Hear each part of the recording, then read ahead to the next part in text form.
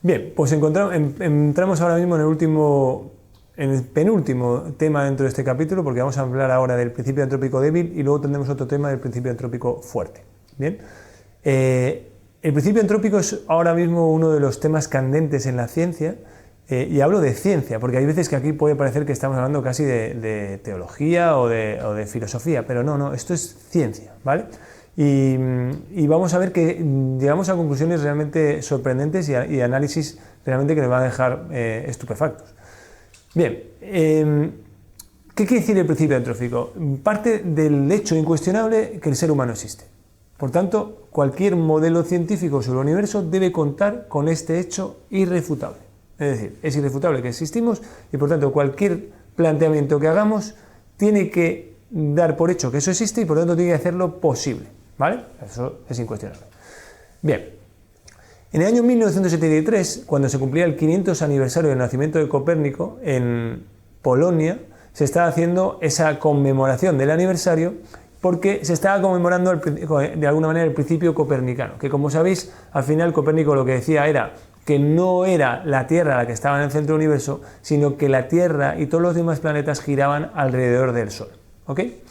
Bien, pues de ahí, fruto de ese éxito que finalmente tuvo Copérnico, surge lo que se vino a llamar el principio copernicano. Y el principio copernicano lo que básicamente dice es que el hombre habita un lugar cualquiera del universo que no ocupa ningún sitio privilegiado, ni en su lugar, ni en el tiempo, ni en el espacio. Es decir, que no estamos en una época absolutamente especial de la historia del universo, ni vivimos en un lugar totalmente especial del universo, sino que vivimos en un lugar cualquiera del universo, en una época cualquiera del universo. Y ese es el principio copernicano, que no hay nada singular en el sitio y lugar y tiempo donde habitamos. ¿Vale? Bien. Pero Brandon Carter en ese mismo simposio dijo, bueno, ojo, y ahí propuso lo que se vino a llamar desde entonces el principio antrópico. Dijo, oye, bien, está muy bien lo del principio copernicano, pero un matiz, nuestro lugar y tiempo sí debe ser especial, o al menos lo suficientemente especial para hacer posible nuestra propia existencia. Y eso es incuestionable. Hay que ver ese suficientemente especial, si es muy especial o poco especial, pero lo que está claro es que al menos suficientemente especial para hacer posible nuestra existencia. Y de ahí surge una línea de pensamiento muy fructífera durante 50 años que vamos a analizar ahora. Bueno, ese principio antrópico débil, hay dos versiones del principio antrópico, el principio antrópico débil y el principio antrópico fuerte. El principio antrópico débil es una tautología, básicamente lo que dice es nuestra posición en el universo es privilegiada al menos lo suficiente para que existamos. ¿Bien? Pero el principio antrópico fuerte es muy fuerte, porque lo que dice es el universo y sus parámetros físicos fundamentales, o sea, tal y como está constituido el universo, las características físicas, el tipo de leyes, las constantes universales, tienen una configuración precisa para hacer posible la existencia del ser humano. Obviamente, el primero de todos nos parece, bueno, pues que la versión débil supone al menos que una porción del universo, ya sea la Tierra, o ya sea el sistema solar, o ya sea nuestra galaxia, o ya sea algún espacio de la Tierra, en un momento concreto de su historia ha resultado ser suficientemente privilegiada para hacer posible la existencia del hombre. Bien, esa es la versión débil y es una tautología porque es evidente en sí misma, nadie lo pone en cuestión. Y la versión fuerte, que compromete al universo entero, supone que el propio universo es un universo privilegiado, que todo el universo es privilegiado y ha hecho posible o quizá necesaria la existencia del ser humano. Y mientras la primera la consideramos evidente por sí misma, la segunda la consideramos inadmisible, en principio, por la ciencia, porque no podemos admitir que el universo está diseñado para la existencia del ser humano. Bueno, pues vamos a analizar y profundizar tanto en el débil como en el fuerte. En este vídeo profundizamos en el débil, ¿vale? Bueno, entonces, en realidad, si os fijáis, el principio antrópico débil es analizar cuáles son las condiciones privilegiadas que se han dado en nuestro lugar y en nuestro tiempo para hacer posible nuestra existencia. Es decir, ¿realmente hay algún tipo de condición privilegiada en el lugar donde habitamos y en la época en la que habitamos o no es privilegiada en absoluto? Vamos a analizar esos privilegios que realmente han tenido que darse para que nosotros existamos. Porque si en efecto el hombre es fruto de azar, si nosotros fuéramos solo azar, pues nosotros seríamos solo uno de los miles de millones de seres humanos que habita un planeta, que gira en una estrella, que es una de las cientos de miles de millones de estrellas de la Vía Láctea, que es una de las cientos de miles de millones de galaxias del universo observable.